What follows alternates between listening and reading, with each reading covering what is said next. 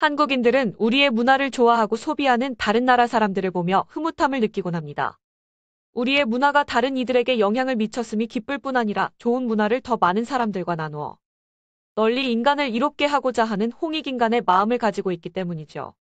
하지만 우리의 문화를 원래 자기들 문화였었다고 우기며 정신적 승리를 이루려는 중국인들을 보면 마음이 불편해집니다. 특히 그런 중국의 행태 속에는 한국을 집어삼키고 싶다는 그들의 시커먼 속내가 숨어 있음을 알기에 분노로까지 치닫게 됩니다. 전 세계에 미치는 한국 문화의 영향력이 점점 더 커지자 중국은 연일 김치 공정, 한복 공정 등 각종 문화 공정을 시도하고 있습니다. 일부 외신은 이러한 중국의 한국 문화 뺏기 시도는 중국 정부 차원에서 주도하고 있는 것이라고 판단했습니다. 또한 한국 연예인들의 행동에 말도 안 되는 꼬투리를 잡아 중국인들이 한국 문화에 빠지지 못하도록 가짜 트위터 계정 및 공영신문을 이용하고 있다고 외신들은 보도합니다. 중국의 경제력이 과거에 비해 급격히 성장하면서 그들의 야욕 또한 터무니없이 커지고 있는 것 같습니다. 이와 대조적으로 중국과 비슷한 크기의 대륙을 가진 미국은 문화 왜곡이나 야욕 없이 한국 문화의 긍정적인 점을 배우고 있습니다. 한국식 교육 방식과 철학을 도입해 마약과 좌절, 무기력함에 찌들어 있던 학생들을 완전히 다른 사람으로 변화시키고 거의 100%의 학생들이 대학에 입학할 수 있도록 했으며 심지어 하버드에 합격하는 학생을 배출시킨 미국 뉴욕 할렘가의 데모크라시 프랩 학교는 참으로 유명하죠. 유튜브 채널 세계소리 소문. 여러분의 구독과 좋아요, 알림 설정은 컨텐츠 제작에 큰 힘이 됩니다. 2017년 KBS에서 데모크라시 프랩 학교에 대해서 다룬 적이 있습니다. 그들은 그들의 성공이 바로 한국 교육 방식과 철학을 도입하여 이룬 성공임을 밝혔었습니다. 또한 미국 자국 내 언론들이 앞다투어 취재할 때에도 한국의 교육 방식과 철학을 도입해 큰 성공을 거두었다고 말했었죠. 한국 교수법 덕분에 이 학교는 이러한 성과를 거둘 수 있었습니다. 설립부터 이 학교는 한국 스타일의 교육 시스템을 시행해왔습니다. 그리고 오늘날까지 계속해오고 있습니다. 교사들은 학생들에게 헌신하고 있으며 학생들은 교사들을 존경하고 있습니다. 여러분이 보다시피 이 학교는 한국 교육 시스템의 강점만 적용하고 있습니다. 저는 항상 어떻게 하면 미국 공립학교를 더 낫게 할 수 있을까 관심이 많았습니다. 특히 저소득층 학생들을 위해서 말이죠. 저는 뉴욕에 있는 공립학교를 나왔습니다. 저희 부모님은 사립학교 보낼 형편이 안 되셨습니다. 저는 미국에 있는 학교에서는 많은 시간을 보냈지만 외국 학교에서 시간을 보낸 적은 없었습니다. 한국에 갔을 때 저는 가능성을 보게 되었습니다. 기대와 엄격한 교육 문화에 대해 완전히 다른 시각으로 보게 되었죠. 저는 2000년에서 2001년도에 서울의 남쪽에 있는 천안에서 학생들을 가르쳤습니다. 중학교에서 가르쳤었는데 그때가 통찰의 순간이었습니다. 저소득층 아이들도 열심히 공부하면 시험에 통과하고 성공할 수 있다는 것을 깨달았습니다. 저는 한 반에 45명을 가르쳤는데 모든 학생이 제가 지금껏 보아온 모든 학생들보다 행동이 바르고 존중할 줄 아는 그런 학생들이었습니다. 교실 규모의 문제가 아니라 문화 자체가 그런 것이었습니다. 미국 언론에 밝힌 그들의 성공 비결을 보면 다음과 같습니다. 그들은 한국어 과목을 반드시 이수 통과해야 하는 필수 과목으로 지정했다고 합니다. 하지만 한국어만 가르치는 게 아니라 그 과정을 통해 자연스럽게 한국어 지문 속에 녹아있는 한국 문화와 예의 범절을 익힐 수 있도록 교육했다고 합니다. 이 학교에서 한국어는 졸업할 때까지 꼭 들어야 하는 필수 과목입니다. 매일 한국어 수업을 들어요. 안녕하세요. 나는 디안타모시예요. 나는 10학년이에요. 한국어 수업은 좋은 것 같아요. 그냥 언어만 배우는 것이 아니라 사람들에 대해서도 배우거든요. 그들이 누구인지, 그리고 어떤 문화가 그 뒤에 있는지. 학교에서 우리가 배우는 한국어는 그냥 종이에 있는 단어만 배우는 게 아닙니다. 그 단어 뒤에 있는 역사를 배우고요. 왜 그 단어를 사용하게 됐는지, 누가 그 단어를 창조했는지 등을 배웁니다. 예를 들어 한국 학생들은 선생님을 아주 존경합니다. 하지만 미국은 선생님을 존경하더라도 그 정도의 수준은 아닙니다. 하지만 저희 학교에서는 그게 한국의 문화이기 때문에 저희도 그렇게 하도록 교육받습니다. 항상 학생들에게 한국인들이 왜 그렇게 행동했는지 역사적 배경을 가르쳐 줍니다. 그것이 무엇인지 제대로 이해할 수 있도록 조사를 하고 있죠. 또한 수업에 임하는 태도, 교사에 대한 태도, 배움에 대한 자세, 학교 규칙을 따르는 자세 등의 한국식 훈육 및 엄격함을 적용했다고 합니다. 한국인들은 교육에 대해 진실하죠. 배움과 교사, 그리고 지식을 전해주는 사람을 진실로 존중합니다. 저는 이게 정말 확실한 교육적 환경이라고 생각합니다. 학생들로 하여금 진지하고 열심히 학습에 임하게 하고 그들의 공부가 가치 있다는 것을 느끼게 하는 환경이라고 생각합니다. 저희 학교의 교육에서 이런 한국의 교육 환경을 만들려고 애쓰고 있습니다. 규칙을 조금만 어겨도 방과 후에 남깁니다. 복도를 지날 때는 침묵하며 지나가도록 합니다. 한 수업에서 다른 수업으로 이동할 때 말없이 이동할 수 있도록 합니다.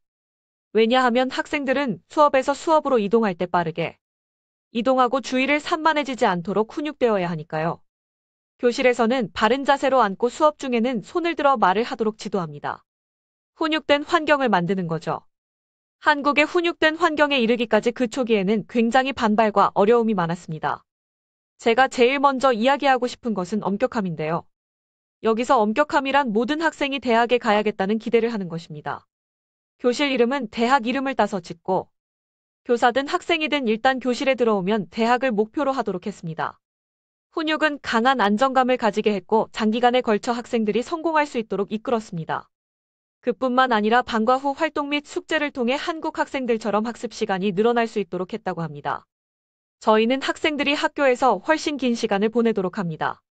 한국 교육 시스템의 경우 일반 학교 교육과정 후에는 학원에서 공부할 수 있지만 여기는 그럴 수 없기 때문에 학교에서 모두 그 과정을 공부할 수 있도록 했습니다. 아침 7시 45분에서 오후 5시 15분까지 학교에서 공부하죠. 토요일에도 수업을 하고요. 방과 후 활동 후 6시 30분에서 7시 30분쯤에 집에 가면 숙제를 해야 합니다. 모든 수업에서 모든 선생님이 숙제를 내주기 때문에 해야 할 공부량이 너무 많고 힘듭니다. 이러한 한국식 교육 방법을 통해 최하의 수준에 머물러 있던 할렘가의 학생들이 최고 수준의 학업 성취를 이루어내는 기적을 만들어냈다고 합니다. 하지만 한국식 교육 방식이 처음부터 쉽게 학생들에게 받아들여지지는 않았던 것 같습니다. 학교 규칙이 너무 엄격해서 학생들이 그 학교를 떠나고 싶었다고 고백하니까요. 처음에는 저희 부모님에게 이 학교를 그만 다니게 해달라고 엄청 졸랐습니다. 처음 이 학교에 왔을 때 규칙은 제가 따를 수 없을 만큼, 어떻게 할 수 없을 만큼 너무 끔찍한 규칙이었습니다. 처음 이 학교에 왔을 때 전 좋아하지 않았습니다.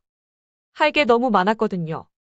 하지만 그들 스스로 변화를 느끼고 또한 그 변화가 긍정적인 변화임을 인지하면서 한국식 교육에 적응하게 되었다고 학생들은 고백했습니다. 선생님들은 어떻게 저희를 변화시킬지 아셨고 기꺼이 저희의 변화를 보는 것을 좋아하셨죠. 전 이제 훈육되었습니다. 저는 이제 존경할 줄 알고 지금의 제 삶을 즐기고 학교와 가까워졌습니다. 시간이 지남에 따라 학교를 좋아하게 되었습니다.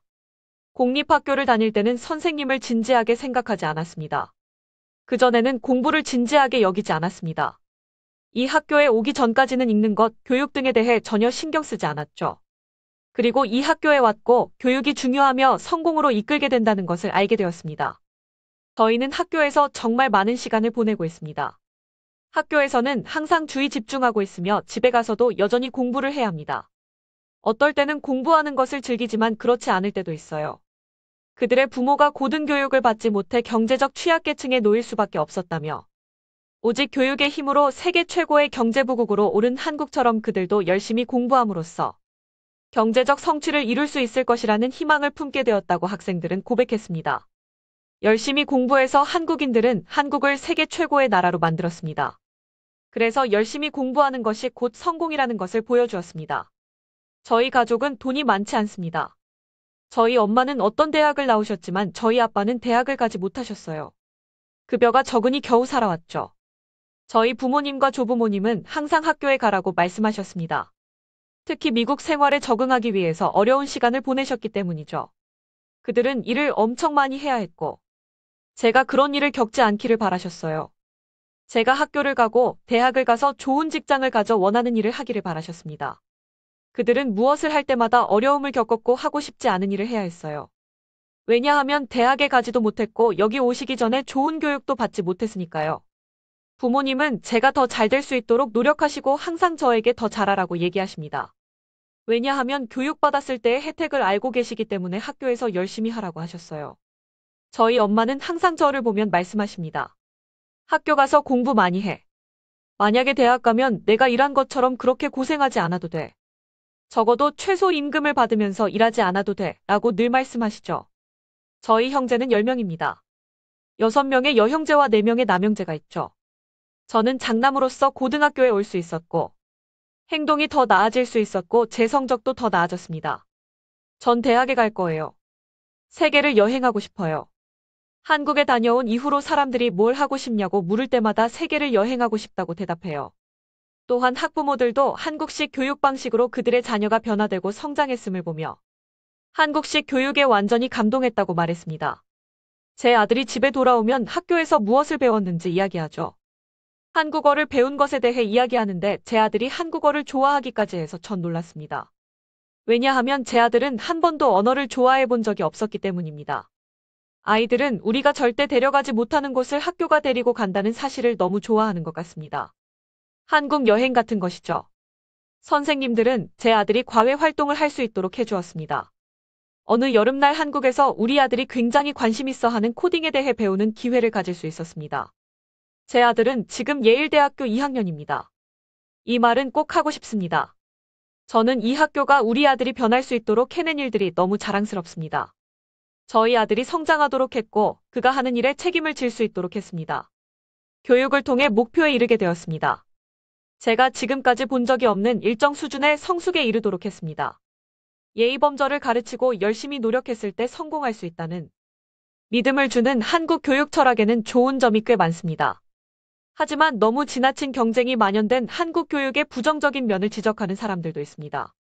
지나친 경쟁 속에서 불행을 느끼는 학생들은 물론 학부모들의 지나친 교육 비용 지출로 노후 준비를 어렵게 만들고 있으니까요. 한국 교육의 긍정적인 면은 잘 살리되 지나친 사교육 시장으로 학생들을 내몰게 되는 사회적 분위기는 완화되면 좋겠습니다. 여러분의 생각은 어떠신가요? 유튜브 채널 세계소리소문. 여러분의 구독과 좋아요, 알림 설정은 컨텐츠 제작에 큰 힘이 됩니다.